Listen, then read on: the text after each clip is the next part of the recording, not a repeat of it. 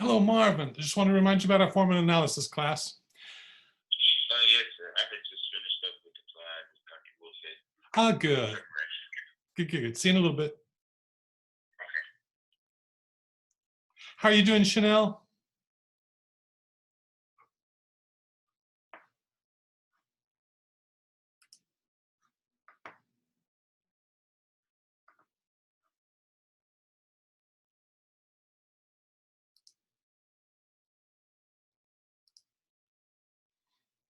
Can you hear me, Chanel? Yes. Good. How are you feeling? Feeling good. Tired. Good, because you're working hard? Yeah. Yeah. Did you get the response I sent to your paper? Yes. Wonderful. I hope it helps. So Mhm. try to fill it out. Mainly just be really picky about the details. See if you can be really specific. Pretend you're going to write a 5-page paper on that first period. Just the first 10 measures. See how much you can write on the first 10 measures. Mhm. And then you can take out sentences that you don't like. Yeah. How about you? Tell me about your other classes. They're going along okay. I'm still working on my paper for survey of the arts, and Dr. Cornwall is gonna send it. I have to complete like a short analysis of the song I was gonna do. I was working on for conducting by next week, like kind of like a score information, like a score information thing, and I'm Good, sending it by next week, and then that'll be it for that class. good, good. Yeah, the end of the semester is coming up. For form and analysis, you've got lots of listening reports to do. How have those gone? You've listened some, I know. Yeah, I listen. Yeah, I listened to a little bit of it so far, but not too much. Like I said, a lot's been going on in my life. I try. I mean, I'm not trying to make excuses, but it's kind of prevented me from like focusing on certain things. Yeah, I understand. I know it's hard, so just do your best. It's a short time remaining. So get it done and it will be behind you and you can move on to the next thing. Yeah. I hope that's helpful. But anyway, thanks for sending in that draft. Yeah. So keep working on it. Keep working on it. Did you have any questions about what I wrote? Um, what kind of example for the it's about the graphic example, like what are you looking for when it comes to that? Well, for a graph, it could be a table. It could be a table. I wonder if I could, here, I'm in WordPerfect. Let me see if I can share this screen with you. Whiteboard. This is what I want. Can you see that page now? At the top of the page, I started spelling out some chords. So number 1 is E flat, G, B flat, D. While I'm working on this, think about what kind of a chord that would be or what kind of a key it could be in. Okay.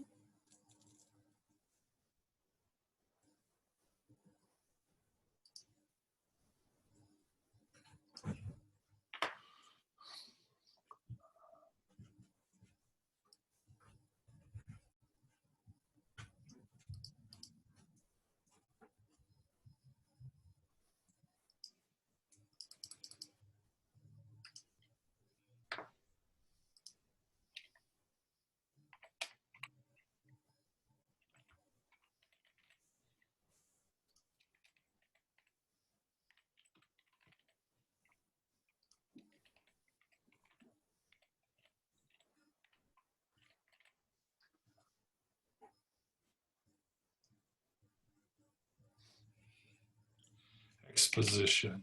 I should pick another sonata. Let's see.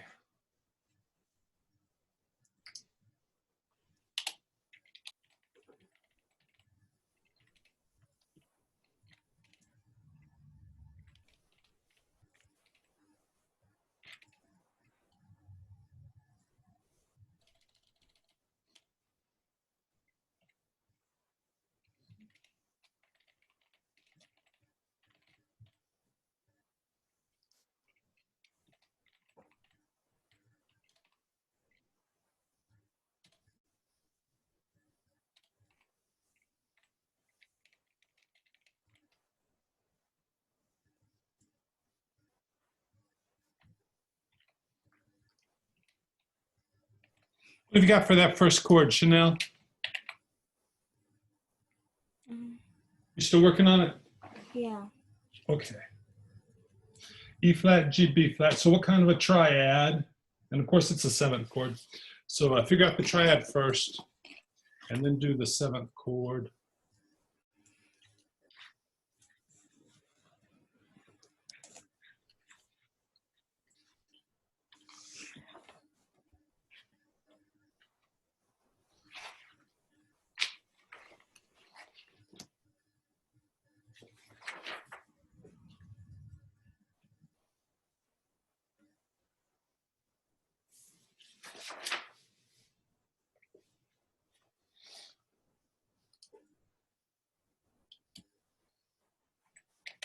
Oh, there was something in your paper that I forgot.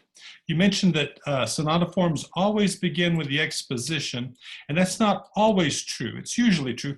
Sometimes there are slow introductions. That sonata pathétique, the boom. The sonata opus 13 began with a slow introduction, all those dotted notes. So occasionally sonatas do begin with a slow introduction. Beethoven's Symphony Number 4 begins with a slow introduction. So they really stand out. You know it's going to be a fast movement usually. And the slow introductions usually have dotted rhythms, just like the overture to an opera. But occasionally they do begin with a slow introduction.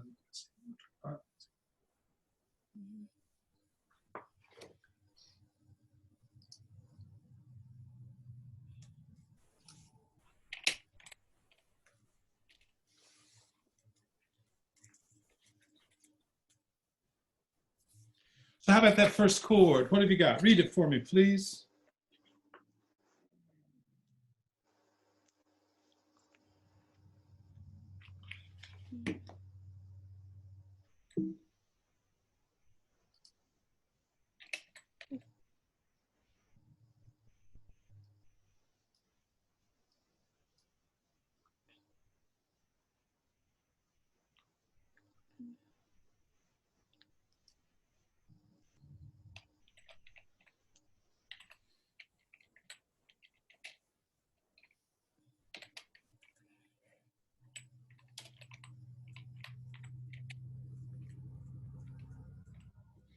You there, Chanel?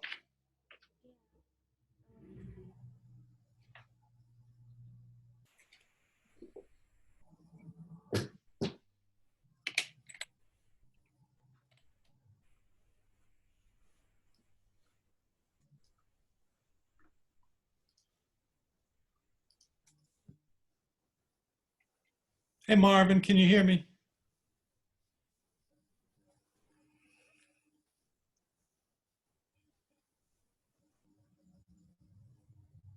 Good to see you, Marvin.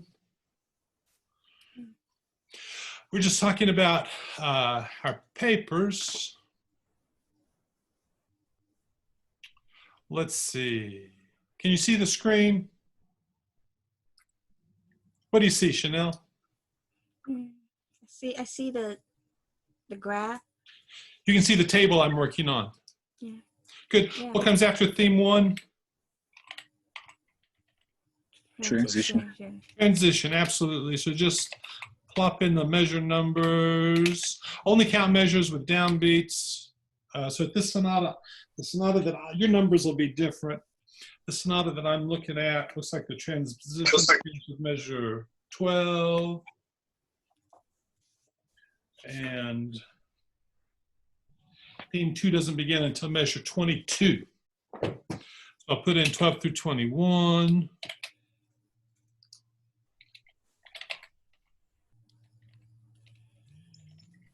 Theme 2, measure 22 through whatever. What comes after theme 2?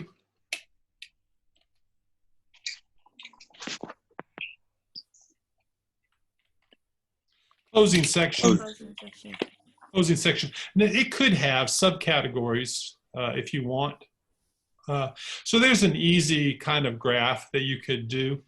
And you could probably make it more attractive. Any ideas? Like maybe if I bolded this top part, that would help a little bit. Yeah. At least it would separate the big categories from the little ones. Here. I want to make that wider, but it won't let me because of my margins. Margins. I can fix the margins. We'll do narrow margins. Now maybe I'm good. So, and remember, a graph like this, you could do it out by hand. You could do it by hand. If you do it by hand, how are you going to send it to me? How would you do it, Marvin? Mail it. Mail it, yeah, that's a last resort. You could, if you've got a scanner, you could scan it in, but yeah, mail is fine. Mail will work in a pinch. And I need copies of your score with your analysis, right? Your harmonic analysis, all the keys, all the Roman numerals. So mail me that. Mail me that. Another opportunity would be if you got your phone. Can you see my picture at all, or just the screen?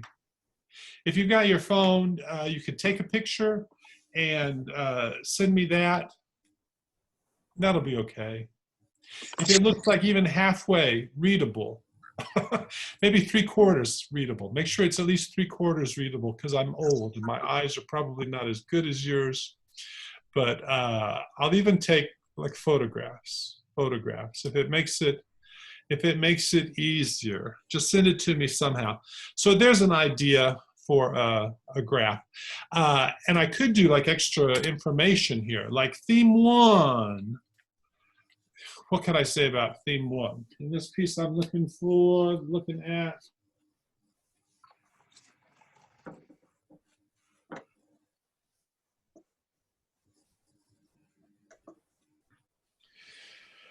Oh, it's an 8-measure sentence. So something like that. 8-measure sentence or period, 8-measure period with extensions.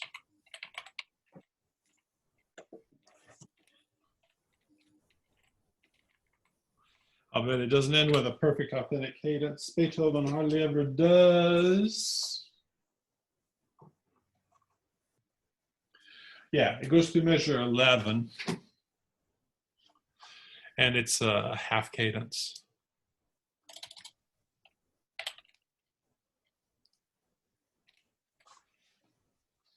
Right, so you can add a little bit of half cadence in F.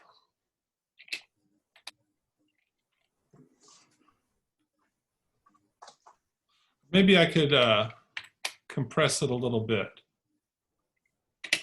F.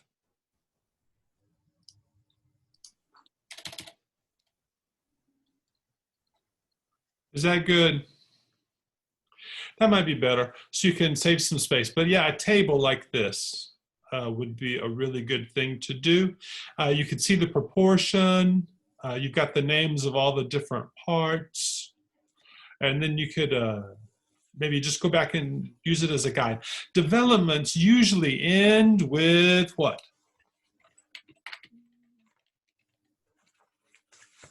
Prolongation of the dominant.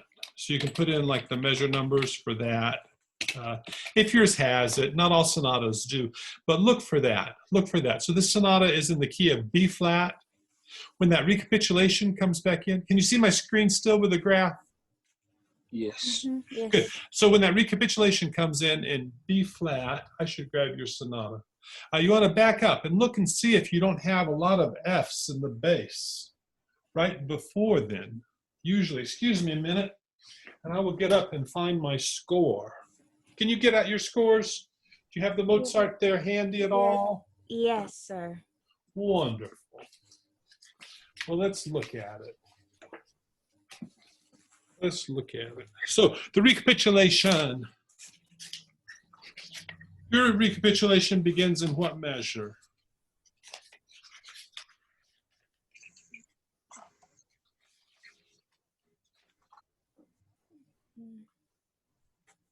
Pick up to 94, right? Mhm. Pick up to 94. So it's a little shorter than this one. Of course, Mozart died good bit before Beethoven. 94 to whatever is at the end. But anyway, go back up there. So your sonata, it has that rest, right? I see almost 2 measures of rest in the bass. And you want to look at the bass before then. Notice the clef, right? You got that G flat. Maybe you could tell a story about the G flat, but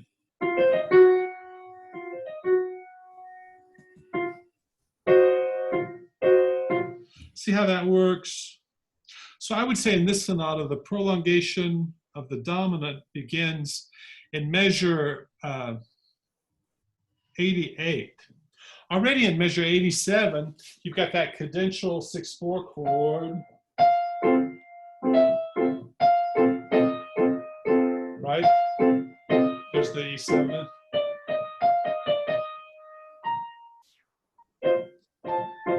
Right, there's a 5/7. Repeats.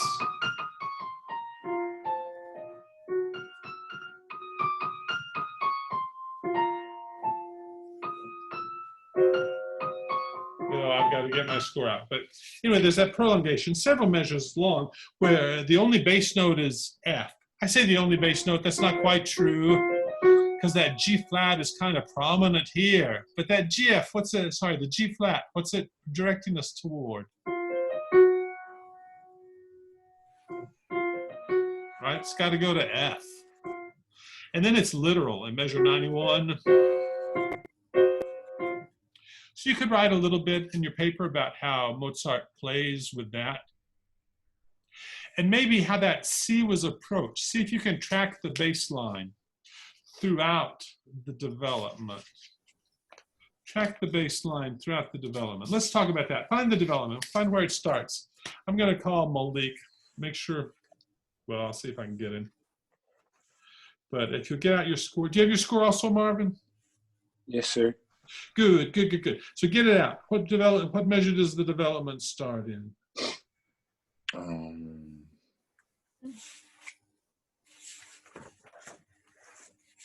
I think it starts measure 64, or is that 63? Measure 64. 63. Let me get my pages in order. I should just get out my book.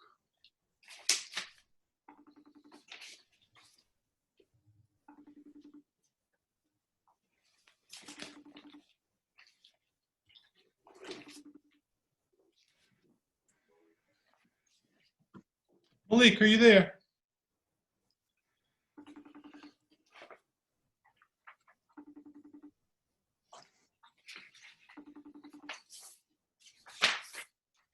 Give me a page number, please. 188. Yeah, 188. Thank you. Malik, how are you doing? Can you come to Foreman analysis today? I can, but We're talking about the papers. I would record the session for you, but my iCloud storage is all full. Anyway, see if you can make it. all right, cool. So yeah, the development begins, pick up to 64.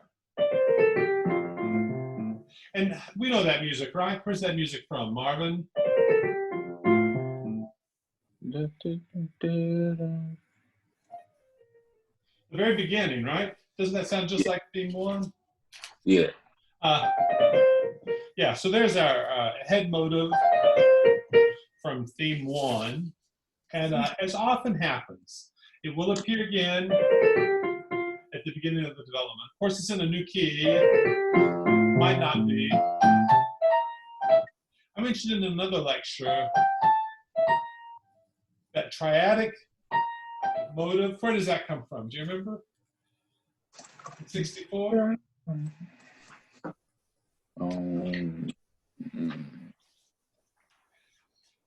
It's measure 39, the closing section.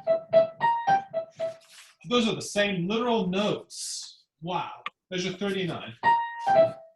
Right, so Mozart, he's remembering that. I mean, he's nothing if not brilliant, but So there's idea, and then the closing section.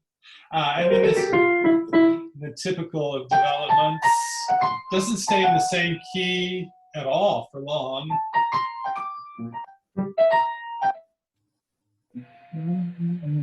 Right? But that's peculiar. So there's a little bit of sequence going on. And then it goes down by third, or something like that. Ends on G, ends on E, ends on B. That's kind of a surprise. But of course, the B natural is the leading tone to C. And we've got that 6/4 chord, which really lays us down in the key of F, right? We're expecting that. We expect that perfect authentic cadence in F major. But there's a surprise, right? Measure 71. What's the surprise? You said it measure 71? Measure 71. I'll play from 68. Right,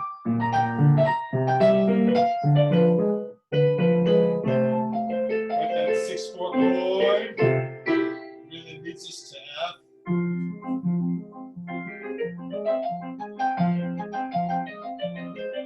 What's the surprise in 71? Is it E flat, and then is it? I want to say instead of it being F major, is it F minor? Yeah, that's absolutely true. Listen, from 70, we're expecting major tonic, right? Because we had A natural already there in the tenor. But yeah, there's that surprise, F minor, and it's used to get us to G7 for some reason. Ooh, and you know that idea too, right?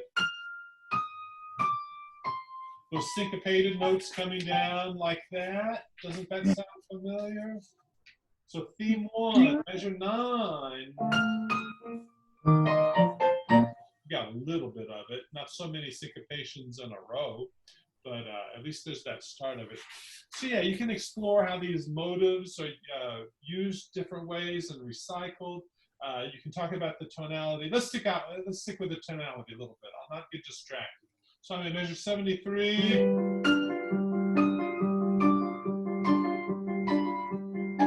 There's A flat. Watch out for those 6/4 chords. 6/4 chords really, really lead us into the key. So it sounds like C minor there. It's transferred to the E flat minor and the F7. And that's really where we need to be, right? F7, that'll open the door for the comeback of B flat in theme 1. So already in measure 77, you've got that F7 chord, 5/7 of the home key.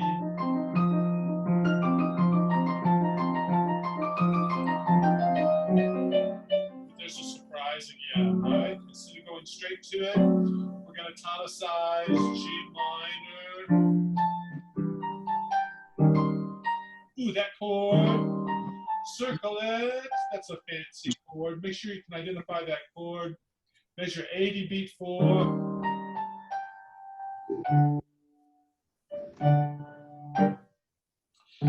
So that's a 5 of G. And 81, we've got the D in the bass. But instead of going to G minor, we go to E flat major. It's like a deceptive progression. There's our fancy chord again. 5 of G minor. Deceptive motion again. Fancy chord again, same one. Measure 85. G minor, D major. 5 of G minor.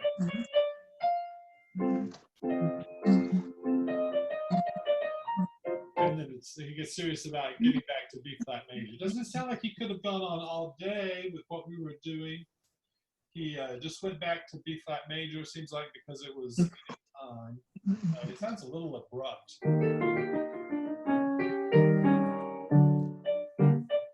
Right, we're really headed to G minor, 5 of G minor. Suddenly, oh, there's a 5 of B flat. Well, there is a connection between G minor and B flat, right? G minor and B flat have the same key signature, they're relative keys. So things like that you can put in your paper. How about that chord with the G flat? Look with me and measure 88. Here I'm in octave too low.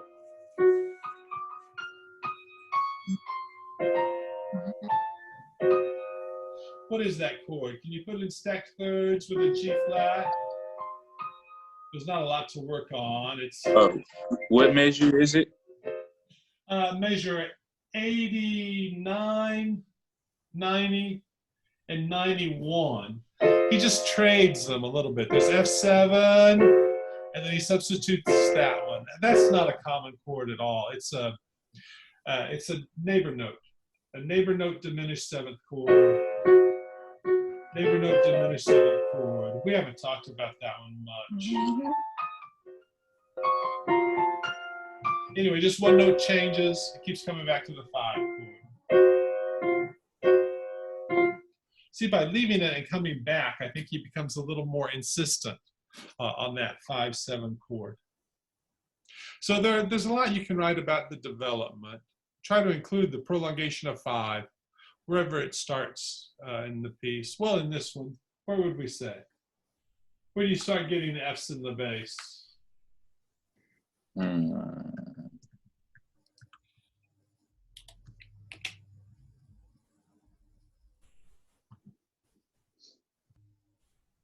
Before the recap?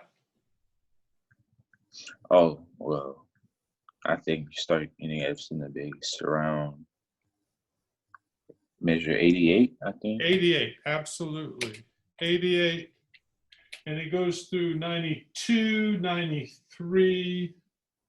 When you say 93, it's kind of interesting that the bass just goes up there and gets replaced by rest, but it maybe contributes.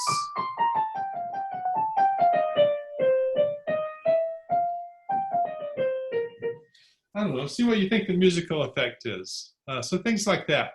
Things that seem weird or strange or different. Anytime there's a change, just see what's going on. See if you can describe what's going on or describe the feeling that it creates. See if you can kind of guess what effect Mozart is aiming for. Does that help, Chanel? Yeah. Good. So look for, can you still see my screen? Make a chart like that. Your table, maybe, anyway, just keep it simple. Keep it simple. But if you want to get fancy with it, if you want to indent things to make it clearer, that could be good. So for a musical example, it might be easier to copy them by hand. It might be easier to copy them by hand. So get out a piece of typing paper. Do you have access? Do you have typing paper? Yes. Yeah. Okay. Get out a piece of typing paper. Use a ruler. If you will, do your musical examples by hand. Or if you have a note writing program, you can use that. But if you do them by hand, that's perfectly fine also. Perfectly fine also. And sometimes it's easier. It's always easier to reproduce them that way, because then if you, like here, if I wanted to start in the middle of a line, I wouldn't have a clef. So it wouldn't be really legible if I tried to photocopy it and then just cut off the measure that I didn't want, because it might have information that I need, like the key signature and the time signature and the clef. So you want to include those things in your musical example. And if you do them by hand, it's easier to do. And you don't have to do the whole texture. Maybe just do a single voice, especially if you're talking about thematic ideas. Just do a single voice. Like if you wanted to talk about the correlation between theme 1 at the beginning and the beginning of the development, just write them, put them side by side. Let's put them side by side. Or if you want to compare that descending triadic motive with the closing theme in measure 39.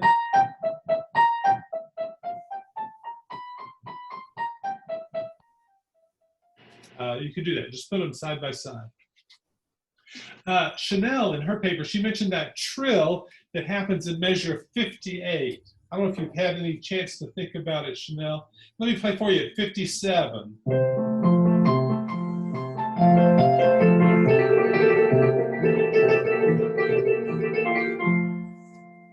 It really makes a perfect authentic cadence there.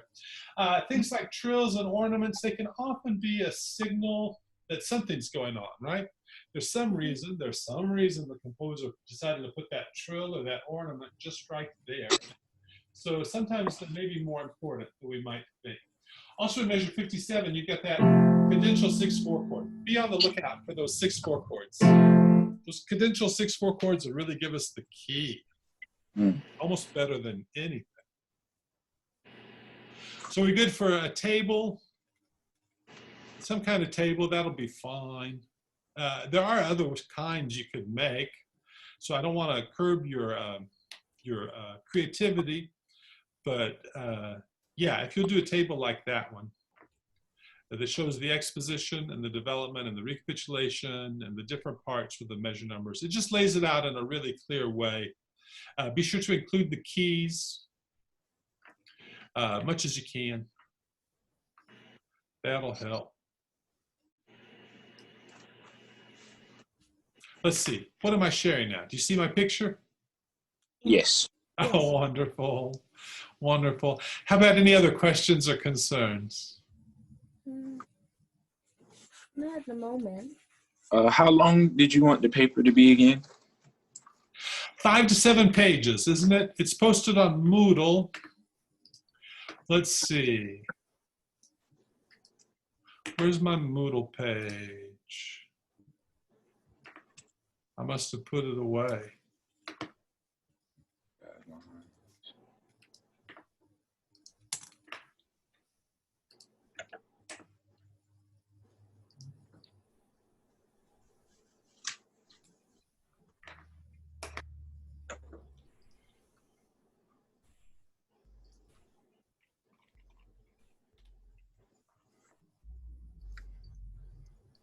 So I'm getting out the Moodle page.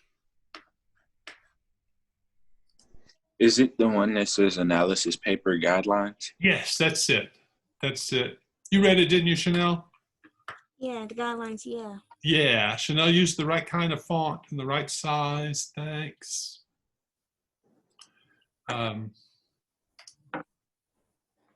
We'll go over that. That'll be a good thing to do in the next few minutes. Let's see.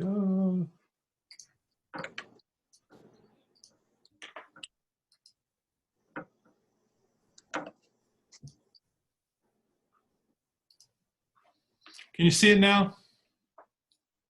Yes. MUS 314 Sonata Paper Guidelines. Mm-hmm. Good. So 5 to 7 pages, high polish, analysis of the first movement. Writing Center Consolation, we've passed that. First draft, we passed that. Final draft is due Friday, 5 p.m., week from Friday. It's not long, but if you have to do it by mail, you can. But I don't think either of you are going to need to do it by mail, will you? No, sir. Okay, then send it by email. And if you could just send me some kind of picture or something of the score you need to do. I hope I put that in the guidelines. Work with the Writing Center. Your paper should include at least 2 musical examples and at least 1 other graphic aid. You should include a graph that outlines component parts of the sonata form by measure number. So that's what I did on that graph that I showed you before. Graphs and musical examples should appear after the body of the paper. So just keep them on their own page. separate, then you don't have to worry about the flow, especially if you use a handwritten example. It's going to be a lot easier that way. And again, if you just take a picture of it, that will be fine. Send it with your paper. As long as I can read it, and you can tell if I'll be able to read it. So if you do handwritten examples, use a ruler. You don't have to reproduce the whole texture. You could use just a part. But once you pick a musical example, see how much you can write about it. Try to find a musical example that you could write a paragraph about. So some interesting part or a comparison between two interesting parts. Here, submit both drafts of your paper, a copy of the score marked with your analysis. So your analysis, it should label the chords, not every last chord, but a lot of them. Certainly the cadences should be identified on the score, the parts and the keys should be identified on the score.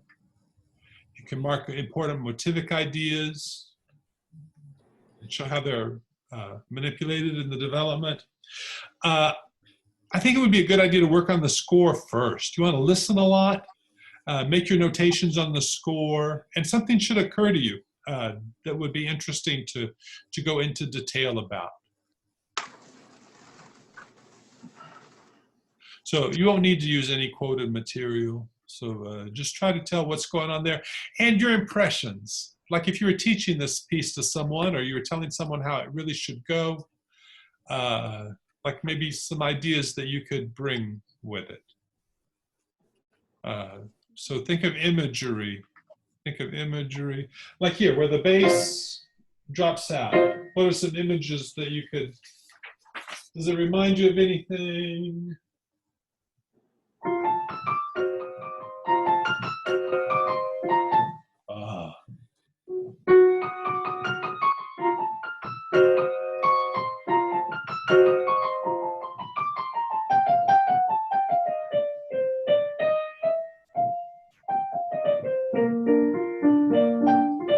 Anything come to mind?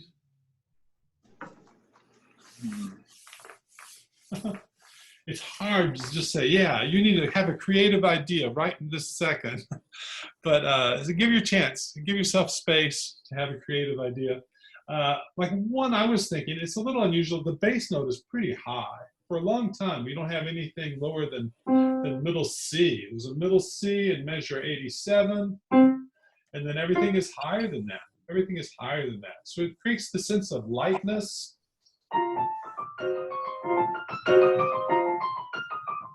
And when the bass drops out entirely,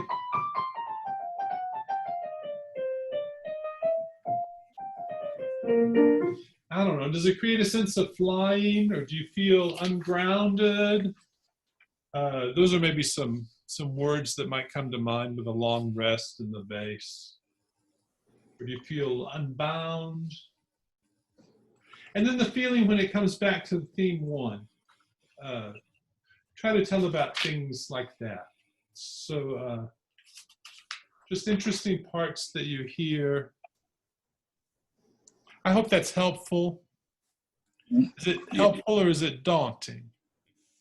It's helpful. It's helpful. It's good, good. So out of your own creativity, your own musical insights, if you wanted to help someone to play it better or to communicate it better, just think of images that you would use and see if you could put them in your paper. What else do we want to talk about? Our time is almost up.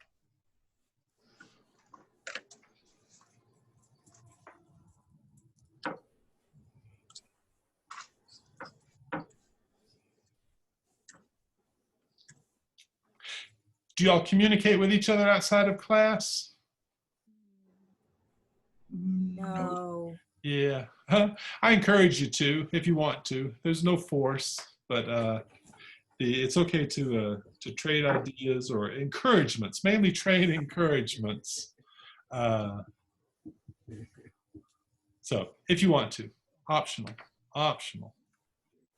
But well, when will I see you next? I'll see Chanel tomorrow at Music History. Right.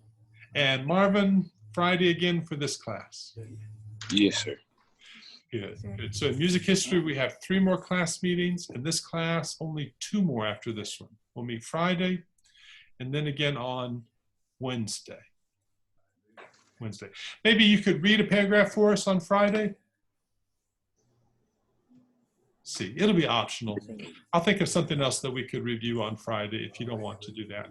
But if you want to read a part of your paper for response on Friday, that'll be fine. Wednesday, I'll talk about sonata rondo form. Sonata rondo form is sometimes called rondo with development. Rondo with development. So let me find that in the book. Rondo with development.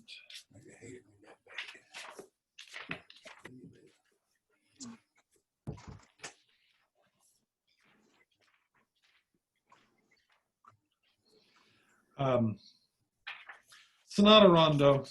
In your book, it's chapter 7, begins on page 239. 239. So, I mean, that's not the most pressing thing you need to study, but if you want to look over that to prepare for sonata rondo form, it's hyphened. Also called rondo form with a development. We'll talk about that a week from today.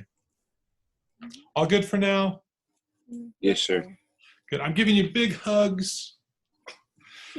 Do well, stay healthy, do your work. See you soon. Bye now. Bye-bye. Bye.